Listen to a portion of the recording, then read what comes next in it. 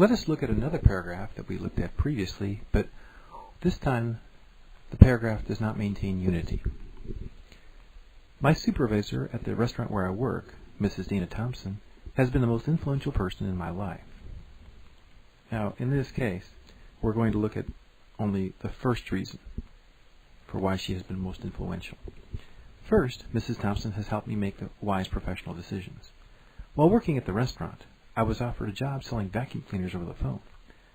Vacuum cleaners are a necessary item.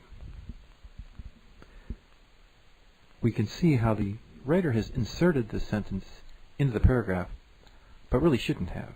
This doesn't add to the support of the paragraph, it is not unified with the topic, and should not have been included. Continuing, the person offering me this position had told me that I could make $1,000 per week within a couple of months. When I told Mrs. Thompson about this opportunity, she sat down with me and listened to my description of the job. We sipped Irish cream coffee while we discussed the matter.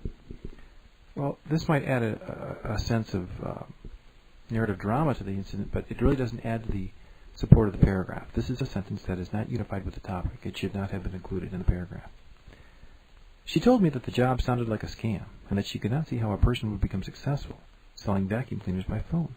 I took her advice and did not take the job. I continued to work at the restaurant, which, by the way, has excellent food. And this, of course, is not related to the topic at all. Later, I found out that the company was a fly-by-night scheme. In fact, it went out of business within the next year. That year, many companies went bankrupt because of the economy, so it's hard to say this company's plight was because of a bad business model. This is interesting analysis, but this sentence does not belong in the paragraph. This is not what the paragraph's about. This is not unified with the topic of the paragraph. In any case, I would not have succeeded in selling for that company, and I was glad that I had listened to Mrs. Thompson and stuck with my job at the restaurant. So we can see 4 sentences in this paragraph that really stray from the topic. Again, you'll want to read over your paragraphs after you've written them to make sure that your sentences do support your topic.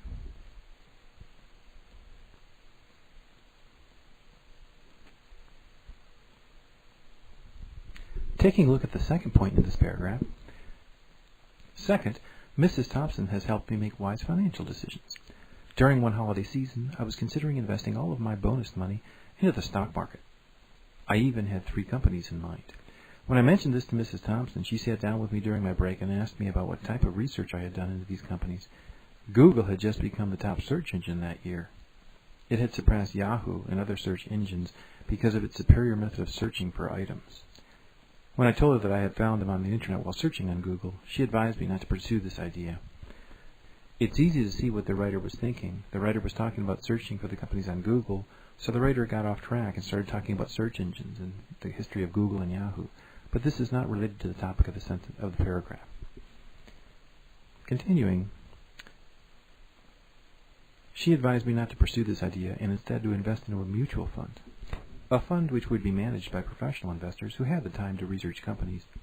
Researching companies is important if a person wants to make wise investments. Many investors lose money because of a lack of knowledge about a company into which they have invested significant sums. This is very true, but very unnecessary and very inappropriate for this paragraph. This paragraph is about Mrs. Thompson's influence on the writer's life. The wisdom of researching companies is really straying off the topic. This sentence, or these sentences, don't belong in this paragraph. I took her advice and invested in a respectable fund. As a result, my portfolio has grown 30% over the last 2 years. The stock prices of the 3 companies I was considering investing into are all down from 10 to 40% of what they had been when I was making this decision. My investment in those companies would have resulted in a significant loss, while following Mrs. Thompson's advice resulted in my getting my financial situation on a more solid footing. In fact, I'm thinking about buying a car this year, perhaps a Toyota Camry, if the prices are reasonable. Well, this sentence kind of comes out of the middle of nowhere. Probably what the writer was thinking was that with the money she had made, she can actually afford a car now. But this sentence doesn't belong in this paragraph. This paragraph is about the influence that Mrs. Thompson has had on her.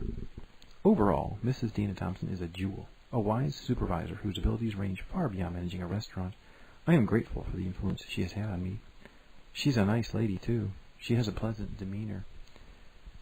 Well, Sticking this at the end of the paragraph was not appropriate at all, didn't add to the support of the topic, and disrupted the unity of the paragraph. These sentences in these sections of the paragraph should not be here. Note the tendency when we're writing to stray from our topic. So as you're writing a paragraph, as you're developing an essay, make sure that you reread the paragraphs. Make sure that they have a topic and that the ideas in the paragraphs relate to that topic.